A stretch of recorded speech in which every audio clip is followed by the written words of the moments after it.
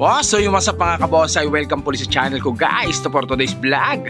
So nandito pa rin po ako sa Angono, dito po sa barracks ng grupong Art Capital Bonsai Club mga kabonsay. So ngayon po sa video na to gumagawa si Kuya Romy o nagwo-workshop si Master Romy ng Kamuning Bilog na literati. So yan po sa member din po ng grupo na si Sir Bilog. Yan, sa kanya po yan, kay Sir Bilog po yan mga kabosay. So ang ginawa ni Master dito wiring, rewiring, tapos mamaya iriripat po yan mga kabosay. So iripat, irireposition po yan guys. So Kamuning Bilog po yan guys, Kamuning Bilog. So yan po, tinanggal ni Master yung dun sa paso para trima ng ugat. Yan, kasi sobrang lago na rin po ng ugat yan mga kabonsay. So yan, babawasan po ng ugat yan mga kabonsay para mas maganda ang tubo. So yan po guys. Yan. So doon sa gustong pumasyal po dito sa barracks, dito lang po yan sa tinatawag nila na triangle. Malapit po dyan sa may Iglesia ni Cristo na simbahan. Tsaka po dyan sa may outpost po ng ating mga kapulisan dito sa Angono. Katabi lang po itong barracks nila. So may makikita naman kayo ng mga tarpaulin ng grupo dyan. Tsaka mapapansin nyo po yung mga bonsai dyan kasi nasa gilid lang po ng kalsada yan mga kabonsai. Yan, so ayan po. Yan, hinugasan ni Sir Bilog yung pagtataniman na bonsai pot. So yan semento po yan. So pinormal lang na ganyan. Yan. So yung butas kailangan lagyan ng mga screen. So medyo mas malaki itong screen na to kaya papalitan yan mga kabosay. Lalagyan ng screen yan para hindi tawag dito, hindi ma-wash out yung buhangin o hindi malaglag niya sa butas kasi medyo malaki yung butas ng pot na gagamitin dyan guys.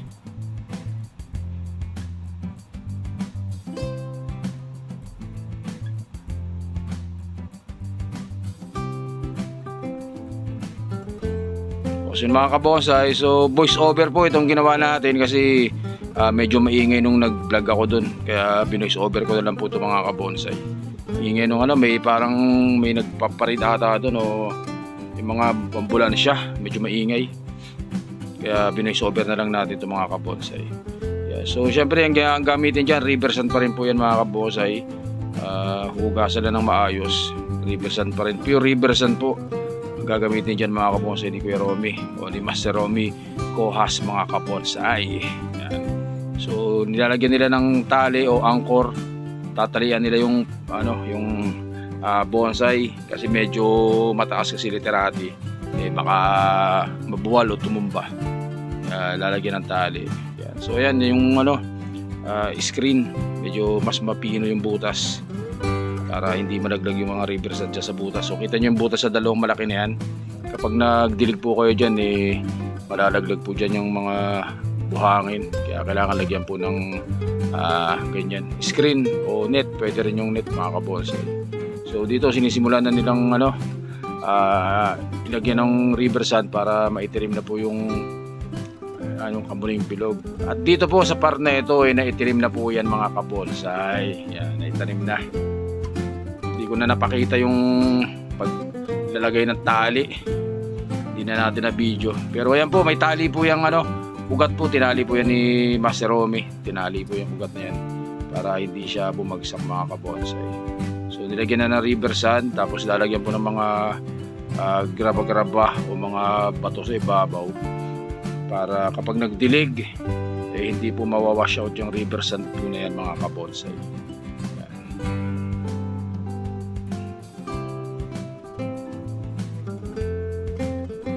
So syempre shoutout ka ating Master Romy Cohas ng grupong Art Capital Bonsai Club. Shoutout po syempre sa ating idol ng masa, Romel Olidad. Shoutout po sa inyong lahat dyan sa Angono.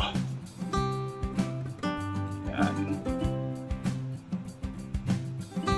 So medyo dinagdagan ni Master dito ng buhangin kasi parang nagkulang yung buhangin na nilagay nila, kaya dinagdagan nila ng buhangin dyan mga kabonsay. Yan, river sand po yan, galing po yan sa kay Sir Nico Medes. Yan, yung napakagandang river sand na yan. Hindi masyadong malalaki, hindi rin masyadong pino. Sakto lang yung laki ng mga buhangin, kaya napakagandang pang bonsai niyan mga kabonsai. Kaya medyo sinisiksik ni Kuya Romy ang buhangin para hindi magkaroon ng awang sa loob. Kaya tinutusok-tusok niyan guys.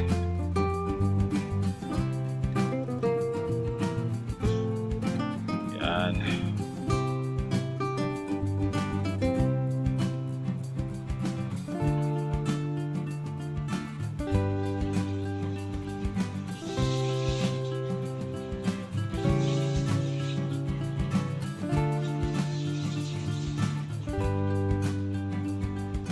Siyempre, habang nagwo-workshop po yan mga kabonsai, may kasamang kwentuhan yan guys. Kaya masaya. Workshop na may kasamang kwentuhan yan guys. So pwede kayong pumasyal sa Art Capital tuwing Sabado o kaya Linggo, dahil tuwing hapon nagwo-workshop sila ng panghalaman dyan. Kaya pwede po kayong manood, parang libreng seminar na rin po yan mga kabonsai. Kapag Sabado o Linggo, nag-aayos sila tuwing hapon dyan. Kaya pwede kayong pumasyal dyan guys, para maabutan nyo yung paggawa nila. Minsan nagwa-wiring si Master, minsan nagre-repat, nagre-reposition. So ito, ni-reposition ni Master Romy yan mga kabonsai. At ayan, medyo inaayos-ayos na. So ayan guys, so pagkatapos pa nilagyan ng mga pebbles, nilagyan po ng moss para talaga hindi ma-wash out yung buhangin. So ayan po, yung nakita nyo na yan. So gumanda na po yung itsura nung kay Sir Bilog na tawag dito, Kamuning Bilog na Literati. So ayan po, yan yung paglalagay ng moss pala. Yan, kita nyo naman yung mga moss na yan. Ilagay sa ibabaw para kapag magdidilig hindi mawawash out yung buhangin yan guys.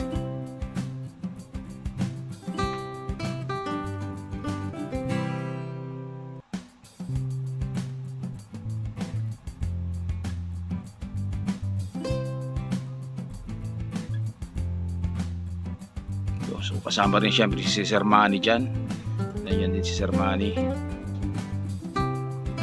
Yan ang idol ng masa. So medyo tinitingnan nila kung gagalaw pa ba o hindi, pero ayos naman.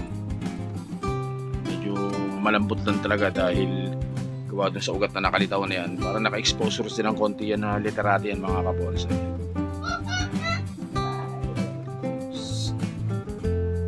So dinagyan pa ng mga pebbles, saka yan mas dinagdagan yan mga kabonsai. Yan. So yan na po yung finished product ng ginawa ni Master Romy Coas na Literati, workshop ng Literati na Kamuning Bilog mga kabonsai. So yung guys, maraming salamat po sa panonood. Thank you po, thank you.